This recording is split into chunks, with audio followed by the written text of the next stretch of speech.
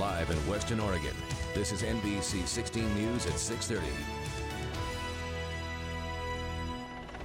We're learning more about the hold on military aid to Ukraine that led to President Trump's impeachment. There's new reporting from the website Just Security showing what is behind those black lines and redacted emails the Trump administration handed over to Congress. Thanks for joining us on NBC 16 News at 6:30. Filling in, I'm Alexis Thrower. The new information includes warnings from the Pentagon that the hold on military aid broke the law. It's also been revealed that the decision to withhold the aid came right from the top. CNN's Sarah Murray reports. In the face of warnings from the Pentagon that holding nearly $400 million in Ukraine aid could be illegal, a top budget official made it clear the orders were coming directly from the president. Clear direction from POTUS to continue to hold. Michael Duffy, a top Office of Management and Budget official, wrote in an email to Defense Department Comptroller Elaine McCusker on August 30th. National security-focused website Just Security reviewed the unredacted emails, which had previously been released by the Trump administration with heavy redactions. The emails reportedly show that weeks earlier, McCusker flagged concerns that if the hold wasn't lifted soon, the Pentagon couldn't guarantee all of the money would reach Ukraine in time. The emails highlight the finger-pointing between OMB and the Defense Department over the freeze on Ukraine funds. Today, an OMB spokesperson said there was agreement every step of the way between DOD and OMB lawyers who were responsible for working out the details of the hold, in line with the president's priorities. Defense Department officials disagreed. One said, "We were always concerned about the ramifications of holding the military assistance to Ukraine." The new details come as the impeachment proceedings remain in limbo. White House aides were in touch with Senate Majority Leader Mitch McConnell's office over the holidays. But when the Senate returns tomorrow, McConnell plans to continue business as usual until Nancy Pelosi officially transmits the articles of impeachment. Other House Democrats seem to be suggesting they'd prefer never to transmit the articles. Fine with me.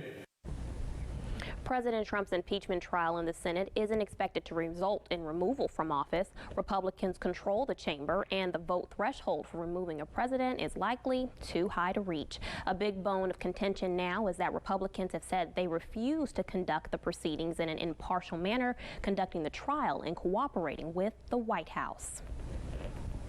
Senator Jeff Merkley held a town hall meeting in Coquille today to answer questions from community members. One attendee pointed out that the senator's website shows a priority for dredging sandbars. With crabbing season underway and a recent boat capsizing because of a sandbar, this person wanted to know what the senator could do. The Corps of Engineers has a plan. We weigh in, and so I've got to look into this specific port. I'm not sure if they aren't part of the Corps of Engineers program and we can get them onto it, or if they got missed. Merkley says he had the same thought and will look into the issue. His town hall journey continues tomorrow, starting in Grants Pass at 8:30 in the morning. Julian Castro is dropping out of the 2020 presidential race. Castro's campaign confirmed to NBC News this morning that he is suspending his campaign. The former HUD secretary and San Antonio mayor was the only Latino candidate running for president. The 45-year-old struggled at the polls, rarely exceeding 2% in national surveys.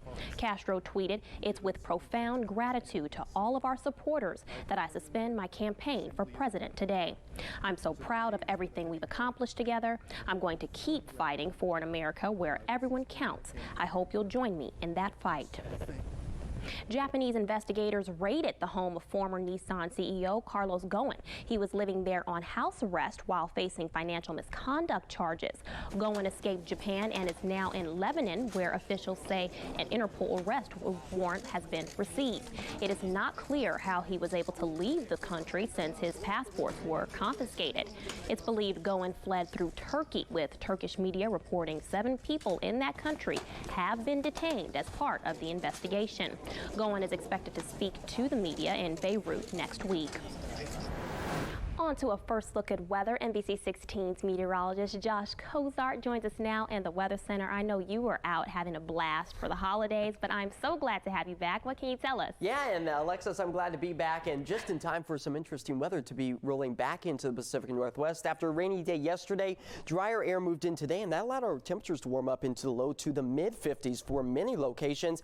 But right now, our temperatures, I don't think we can complain as we sit in towards the mid to upper 40s for many locations. conditions, but our radar and satellite really showing that we are socked in with the thick cloud coverage. All the rainfall remaining to the north of our forecasting area, but all of that will be changing as we roll into the overnight hours for Friday night. But for tonight, we will remain dry. Temperatures falling back in towards the low 40s. But not only are we talking about the rainfall, but also significant snow falling through the higher elevations of the Cascades.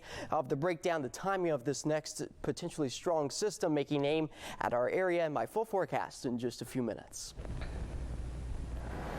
Thank you so much, Josh. We have an update following yesterday morning shooting near Seneca and 7th Place in Eugene. Police say 2 vehicles were involved in some sort of dispute. Now, one of the parties involved has been identified as 28-year-old Dalton Stiles Johnson of Grants Pass. He has been arrested for reckless endangering, unlawful use of a weapon, felon in possession of a firearm, and theft in the 1st degree. The shooting was a road rage incident based on vehicle ownership. Detectives are still searching for the other party and vehicle involved, which has been confirmed as a silver Honda with black spray-painted wheels. Anyone with information is asked to contact Eugene Police. The Coos Bay Police Department has gone back to their previous dispatch system. A year ago, the agency moved to a new system called eForce. According to Coos Bay Police, that system was giving them more trouble than help. We just saw our productivity level dropping. We saw our reports being delayed in getting them to the DA's office. We saw officers in their at their workstations more than before instead of being out on the street. Officers on the old system would make a report in about 25 minutes. With the E4 system, it was taking more than an hour. Dispatchers say there were also problems with other data systems communicating with the E4 system. Thanks to a new Oregon law, research animals are catching a break. They are now required to go up for adoption instead of being euthanized after they're no longer needed for research. According to law, dogs and cats used for lab research must be put up for adoption after the research is finished if a veterinarian or qualified staff deems the animal healthy enough for adoption. The research facility may also determine if other animals are adoptable. At the end of every year, all research facilities except public entities must submit information about the animals and the adoptions. The rate of emergency room admissions and hospitalizations for mental health issues and suicide has gone down in Coos County. Much of that is attributed to a mobile response team. The crisis program is run by Coos Health and Wellness. Coos County Medical Examiner recorded 23 suicides since January 2019. So we're getting calls from local law enforcement, maybe community partners, family members. From there, we make a decision about whether we need to respond to that individual in the community or not, or if we can, for example, intervene by phone. Typically, if law enforcement is calling our community partner, we're coming out. For the past 3 years, local law enforcement officials have been trained and certified in crisis intervention. They also learn about mental health illness to help them de-escalate some situations. De-escalation tactics is a lot of times is really trying to build a rapport with that person, and the more knowledge base you have on whether it's mental health issues or whatever that crisis that person might be facing is how you start working that de-escalation. He says the crisis intervention training skills are always on the mind of officers. They rely on the mobile response team on a weekly basis. Oregon Coast Community Action is putting out the call for volunteers to help count the number of homeless people in Coos County. The point-in-time count will be done digitally this year with volunteer phone app surveys. Organizers say it's vital to assessing need and leveraging resources, especially for groups like the older population on a fixed income in a competitive rental market. Our area ranked very high throughout the state of Oregon for unaccompanied youth, and sometimes that has a relationship with folks transitioning out of the foster care system. The data is used to get money for resources that help those in need. The count will be held the last weekend of January. You'll find more information at orcca.us.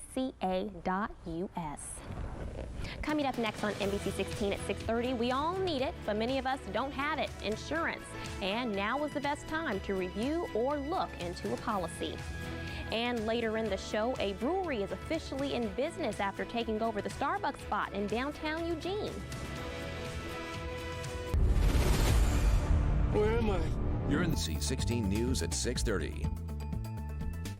The new year is a great time to review your insurance policy. Some people we talk to don't know what their deductible is or where their insurance information even is. NBC 16's Angelina Dixon tells us how to brush up on the details this year.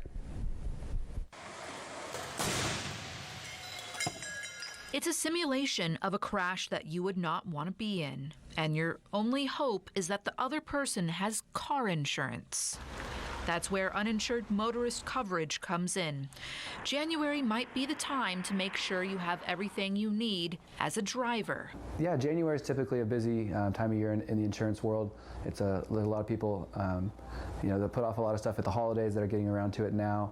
A lot of people are buying the new model year vehicles. The 2020s are out, and there's some good deals on the 2019 vehicles. So we get a lot of calls for people buying new vehicles this time of year. Sam Creer says starting with the deductible on your policy could be a good start. A lot of times, having a higher deductible can help keep your rates lower if you're comfortable paying, that deductible. The details on your car insurance can be like your taxes. Confusing. So it's wise to sit down with your local agent and discuss the important things to have. The big coverages I guess you should look at are your liability limits. Those are required by the state of Oregon to drive on the road. So if you're in an accident with somebody and you injure them or you damage their vehicle, your insurance can help them. After it's all said and done, just make sure you're getting the discounts that you could earn. Reporting in Eugene, I'm Angelina Dixon. We're a couple of days into the new statewide plastic bag ban. Some local business owners are unsure how the public will react. Bags at Made in Oregon in the 5th Street Market have always fit the requirements for being reusable. But the green bags were always a gift to customers. Now manager Michelle Jackson is concerned the mandatory fee will shake things up. I feel like it takes some of the customer service away from the customer and almost leaves some customers with a negative impression at the register. Many in Eugene say nothing has changed since they've been using paper and reusable bags for a while. On the other hand, some Springfield businesses are unsure how customers will react to the new 5-cent fee. But plastic isn't totally gone, and we'll have more details on how you can see those bags play into effect at 11 o'clock. Turning to weather now, NBC 16's meteorologist Josh Kozart is standing by for a look at what's coming up in your full forecast. Hey, Josh. Hey, Alexis. We have a lot to talk about. Not only are we having cooler temperatures move in just in time for our weekend, but heavy rain showers and even a significant amount of snow in the higher elevations of the Cascades that could cause some travel impacts this weekend. I'll have all those details in the timeline of this next system and my full forecast next.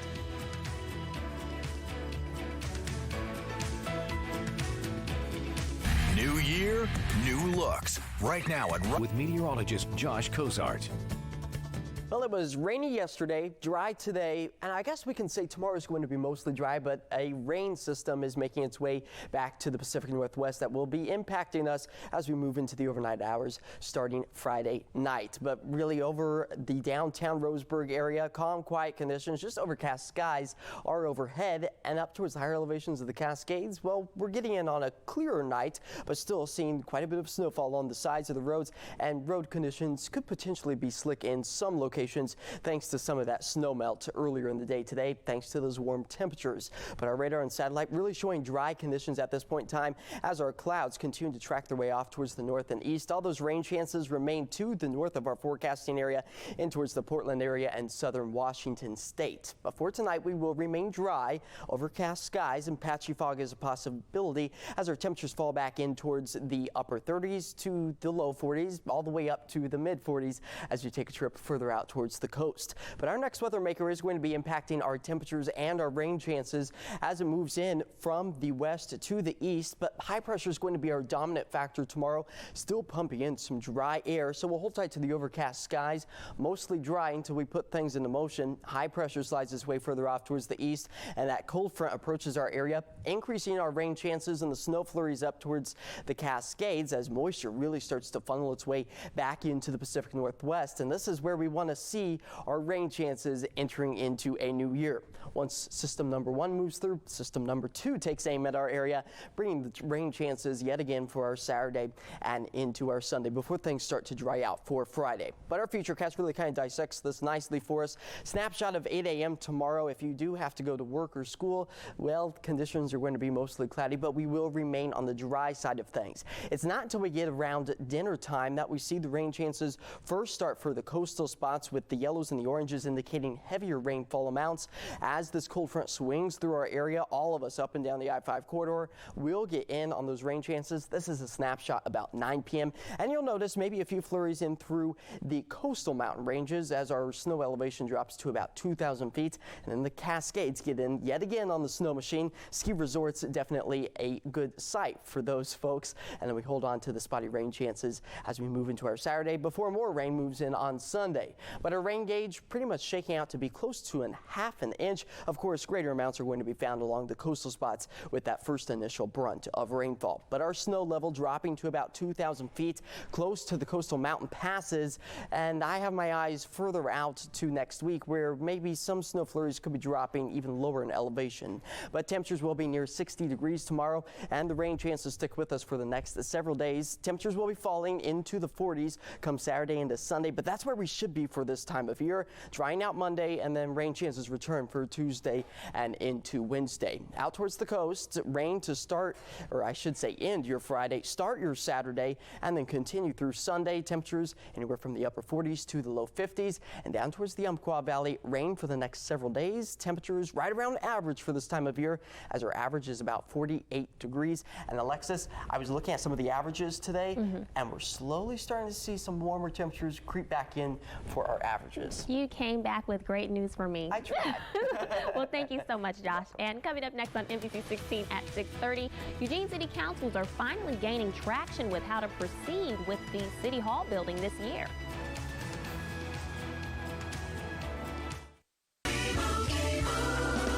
And Doug. You're watching NBC 16 News at 6:30. Big decisions are coming up for the Eugene City Councilors in the new year about how to proceed on City Hall. A major question is how much money the city is willing to spend on a new facility. NBC 16's Tom Adams reports that continued delays and higher costs are driving up the price tag. Nearly 5 years after crews tore down old Eugene City Hall, the City Council is moving toward finding some common ground on a new City Hall plan. But I think it's our job to keep the price as reasonable and realistic as we can. Officials, though, can't get a fix on that final price until they decide what they want at the butterfly lot version of City Hall. Council chambers in a workspace area for the council, as well as the city manager's office, the city attorney's office. But what administrative functions we want to put in there as opposed to distributing, we haven't decided yet. Thanks to rising construction costs and a 2.5-year delay while doing the land swap exercise with Lane County, that price will be high. Officials admit a new City Hall could hit $30 million. That's with only $12 million saved in a City Hall replacement fund. So that's a big gap to make up. It's a very big gap to make up. One thing we could look at is using the Comcast settlement money, which we received. Pryor tells me grants, short-term loans, and other money sources could fill the gap. One source, though, he's not willing to consider is the ballot. And you can state for us categorically there will not be a bond issue that voters will have to contend with? Recognizing that I only represent 12.5% of the decision-making authority within the city, my opinion is we promised the public we wouldn't go for a bond. It's our intention to not go for a bond. Devil's advocate here. Why do we need City Hall in the first place? You need a seat of government, a place where people can gather. The county has allowed us graciously to couch surf with them, but it's not their plan or our plan to do that on a permanent basis. However, to meet a 2022 target date to have it all done, project managers say they need direction soon from the council. We're hoping to get that in the beginning of 2020, so that way we can start working on construction in the fall of 2020. Meanwhile, Pryor supports having the Parks Blocks renovation and year-round farmers market proceed on its timetable. This while decisions are pending on City Hall. Reporting in downtown Eugene, I'm Tom Adams. Councilman Pryor believes the full council should have the conversation about setting a maximum budget for the City Hall project as suggested by Councilor Mike Clark, but Pryor adds any limit should not be cast in concrete. A brewery has taken over the old downtown Eugene Starbucks spot, and it's now open for business. Manifest Beer co-owner Brandon Woodruff says the new location will offer more hours and a wide array of homemade food and craft beers, especially sour ones. Woodruff was born and raised in the area and has worked in the bar industry for many years. He hopes to create a welcoming atmosphere as the independent and local business. We have all of our cafe seating and stuff like that we're putting up, and we got all those permits. So this area is really our corner, you know, to represent what we feel is great. Right now, there is a soft opening period. The grand opening will be towards the end of this month. Coming up next on NBC 16 at 6:30, a local cheer team is raising money to compete at the championship in Orlando, Florida, and they need your help to get there. After years of lots of dental bills. Lightning is a cheer team based out of Riddle, and they are the only recreational cheer team in Oregon to receive an invitation and a paid bid to the Quest Recreational Championship in Florida. But they need to raise $15,000 to pay for expenses to get there. However, these young athletes aren't going to let that get in their way. A GoFundMe has been started for them online, but they are also raising money in the community. They're collecting recyclables, selling hot dogs, spaghetti dinners, and a drive-through taco fundraiser. That's awesome. Their goal is to have most of the funds in by February 8th, so you definitely need to check them out. Yeah, and I really like their name, Lightning, but I'm a little biased coming from the weather guys. So. Well, you know, I was a cheer coach, and, you know, of course we placed first, so best of luck to you. I look forward to seeing where you guys will go. And thank you for watching NBC 16 News at 6:30. We'll see you tonight for NBC 16 News at 11.